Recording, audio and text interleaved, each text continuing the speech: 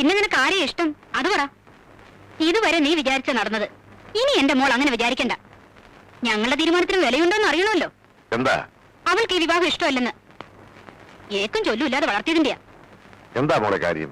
അവൾക്ക് അയാളെ ബോധിച്ചില്ല, അത്ര തന്നെ. പ്രായം ലേശം കൂടുതലുണ്ടെന്നല്ലാതെ എന്താ നന്ദകുമാറിന് കുറവ്? നിന്റെ അമ്മയും ഞാനും തമ്മിലുള്ളല്ലോ 10-12 വയസ്സ് വ്യത്യാസം. പ്രായത്തിന്റെ ഒന്നുമല്ല, എനിക്ക് ഇഷ്ടമല്ല. അതിന്റെ കാരണമാ അച്ഛൻ ചോദിച്ചത്. കാരണമൊന്നും എനിക്കറിയില്ല. എന്റെ മനസ്സിനെ അയാളെ ഇഷ്ടപ്പെടാൻ പറ്റുന്നില്ല. നിന്റെ മനസ്സിന് മാത്രം എന്താ ഇത്ര പ്രത്യേകത? വേറെ എന്തെങ്കിലും ഉദ്ദേശം ഉണ്ടെങ്കിൽ അത് മനസ്സിൽ തന്നെ വെച്ചാ മതി. നീ ഒന്നും മിണ്ടാതിരിക്കും വിജയലക്ഷ്മി. ഞാൻ മിണ്ടാതിരുന്നതാ ഇതിന്റെയൊക്കെ കാരണം. ഇപ്പൊ അനുഭവിക്കേ.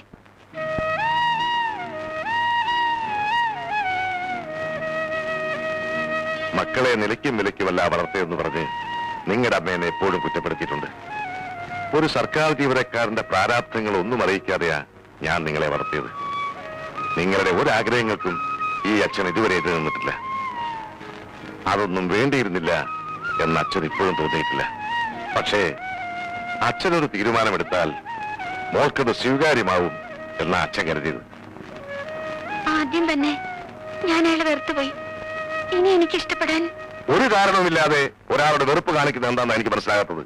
നന്ദകുമാറിന് സ്വന്തമായൊരു ജോലിയുണ്ട്, സമൂഹത്തിൽ മാന്യമായ സ്ഥാനം, സ്വന്തമായ ആദർശവും അഭിപ്രായമുള്ള ചെറുപ്പക്കാരൻ, വീട്ടിൽ വേറെ ബാധ്യതകളില്ല. മകൾക്കൊരു ഭർത്താവിനെ കുറിച്ച് ചിന്തിക്കുമ്പോ ഒരച്ഛനെ കൂടുതൽ എന്താ ആലോചിക്കാനുള്ളത്? അച്ഛൻ പറയുന്നതെല്ലാം ശരിയായിരിക്കും. പക്ഷേ ഞങ്ങൾ തമ്മിൽ ഒരു ചേർച്ചയില്ല. അതിനെ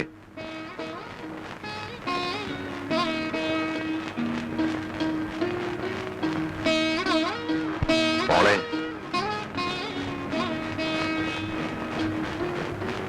മോൾക്ക് ഇങ്ങനെ ഒരു ആലോചന നടക്കുന്നുവെന്ന് അറിഞ്ഞിട്ടും മോൾ എതിർപ്പൊന്നും പറഞ്ഞില്ല. ജാതകങ്ങൾ തമ്മിൽ നല്ല പൊരുത്തമാണെന്ന് കൂടി കണ്ടപ്പോ അച്ഛൻ വാക്ക് കൊടുത്തുപോയി. അച്ഛനെ ഇത് മാറ്റി പറയണോ? മോള് സ്വസ്ഥമായിട്ടൊന്ന് ആലോചിക്കും.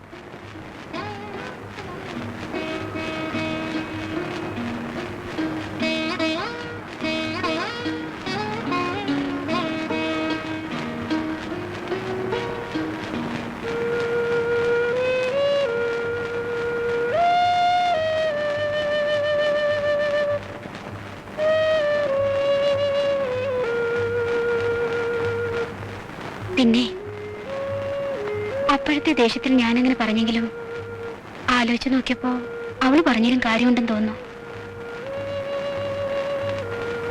അവൾക്ക് ഇഷ്ടമല്ലെങ്കിൽ പിന്നെ നമ്മൾ നിർബന്ധിക്കണോ? നീ എന്താണ് പറയുന്നത്? അവളുടെ ഭാവിയുടെ സുരക്ഷിതത്വമല്ലേ നമ്മൾ നോക്കേണ്ടത്? അതിൽ കൂടുതലായിട്ട് ഒരു മകൾക്ക് വേണ്ടി അച്ഛനെ കൊണ്ട് എന്താ ചെയ്യാൻ കഴിയുക?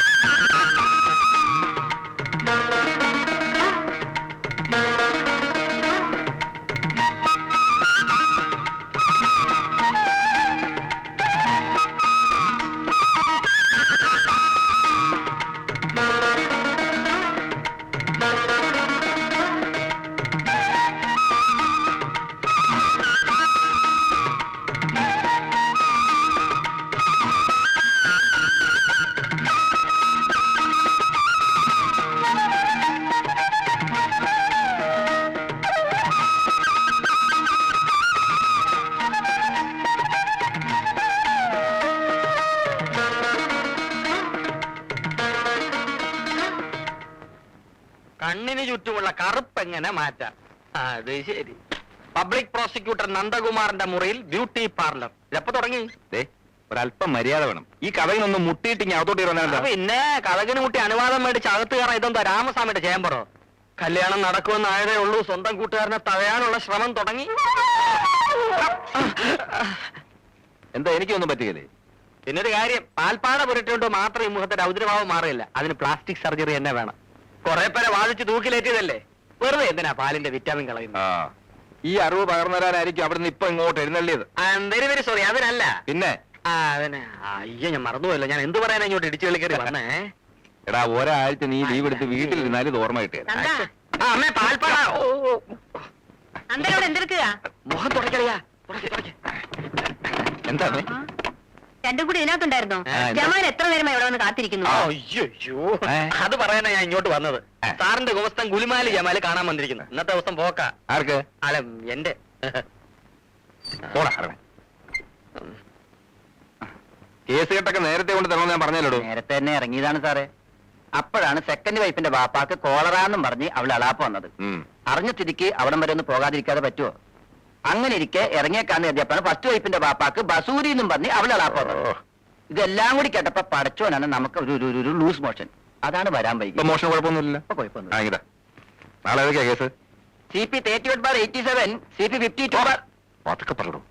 CP 22/88, സെഷൻസ് 3/90, സെഷൻ 2 മതി മതി മതി. നാളെ രാവിലെ 8 മണിക്ക് ഓഫീസ് തുടങ്ങണം. മജിസ്ട്രേറ്റ് കോർട്ടിലെ കേസിന് ബാലേന്ദ്ര അപ്പിയർ ചെയ്യട്ടെ.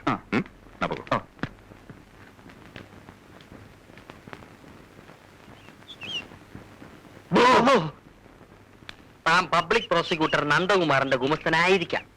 പക്ഷെ അങ്ങേര് മാത്രം താമസിക്കുന്ന വീടല്ല ഇത്. കേസ് കേട്ട് ഡിസ്കസ് ചെയ്യണമെങ്കിൽ അത് വക്കീൽ ആഫീസിലോ കോടതി തിണ്ണയിലോ വെച്ച് ആയിക്കോണം.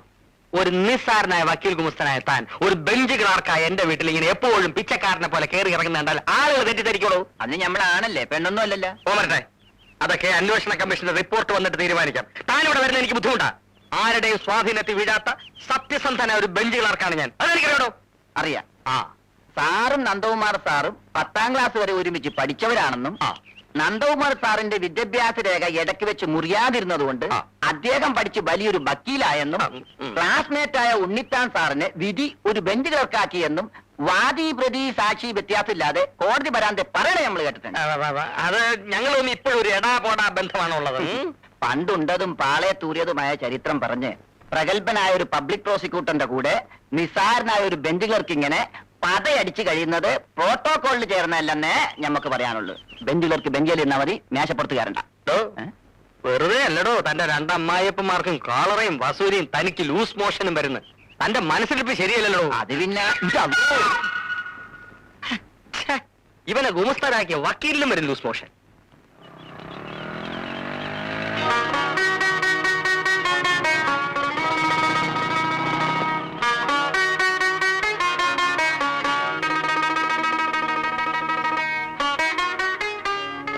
എന്തിനാ അത്യാവശ്യമായിട്ട് കാണണമെന്ന് പറഞ്ഞത്? അച്ഛനവർക്ക് വാക്ക് കൊടുത്തു. എന്നിട്ടും ഭാനുവേട്ടൻ ഇങ്ങനെ ഇൻഡിഫറന്റ് ആയിട്ട് നിൽക്കുന്ന എനിക്ക് മനസ്സിലാവാത്തത്. ഞാൻ എന്ത് ചെയ്യണമെന്ന് നീ പറയുന്നത്? ആ വക്കീലിന്റെ പ്രപ്പോസൽ എങ്ങനെയെങ്കിലും ഒന്ന് മുടക്കണം. ഭാനുവേട്ടനെ കൊണ്ട് പറ്റുമോ? ഭാനുവേട്ടനെ കൊണ്ട് പറ്റുമോ എന്ന് ചോദിച്ചാൽ എനിക്കിന്ന് കല്യാണം മുടക്കല പണി. എടുത്തു ചാടി ഒരു ഡിസിഷൻ എടുക്കാതെ നല്ലതുപോലെ ഒന്ന് ആലോചിച്ചിട്ട് പോരെ? ആലോചിക്കാനൊന്നുമില്ല. അച്ഛനും അമ്മയും ആഗ്രഹിക്കുന്ന പോലെ എന്നെ അയാളുടെ തലയെ കെട്ടിവെക്കണമെന്നാണോ ഭാനുവേട്ടന്റെ ആഗ്രഹം? ഈ ലൈഫ് എന്ന് പറയുന്നത് നമ്മൾ കൂട്ടുകാരോടൊപ്പം മരത്തണലിൽ ഇരുന്ന് സ്വപ്നം കാണുന്ന പോലെ സിമ്പിൾ അല്ല. ഭാവനയിൽ കെട്ടിപ്പടുക്കുന്ന ജീവിതത്തിൽ നമുക്ക് ആരെ വേണമെങ്കിലും സ്നേഹിക്കാം, വിവാഹം കഴിക്കാം. ആരും നിയന്ത്രിക്കാൻ വരില്ല. പക്ഷെ പ്രാക്ടിക്കൽ ലൈഫിൽ നമ്മൾ ചില നിയന്ത്രണങ്ങൾക്ക് കീഴടങ്ങിയേ പറ്റൂ. മാത്രമല്ല അത്രയ്ക്ക് നെഗ്ലക്ട് ചെയ്യേണ്ട ഒരു പ്രപ്പോസലാണെന്ന് എനിക്ക് തോന്നുന്നില്ല. അഡ്വക്കേറ്റ് നന്ദകുമാറിനെ കുറിച്ച് ഞാൻ അന്വേഷിച്ചു. എല്ലാവർക്കും നല്ലതേ പറയാനുള്ളൂ. അയാളെ കുറിച്ചുള്ള ഭാനുവേട്ടന്റെ ഒപ്പീനിയൻ അറിയാനല്ല ഞാൻ വിളിപ്പിച്ചത്. എന്തറിയാനാ വിളിപ്പിച്ചത്? കുന്തം അറിയാൻ. അതല്ല ഞാൻ. മതി മതി, എല്ലാവരുടെ സ്നേഹം എനിക്കിപ്പോ മനസ്സിലായി. ഞാൻ പറയുന്നത് കേക്ക്. എനിക്കൊന്നും കേൾക്കണ്ട.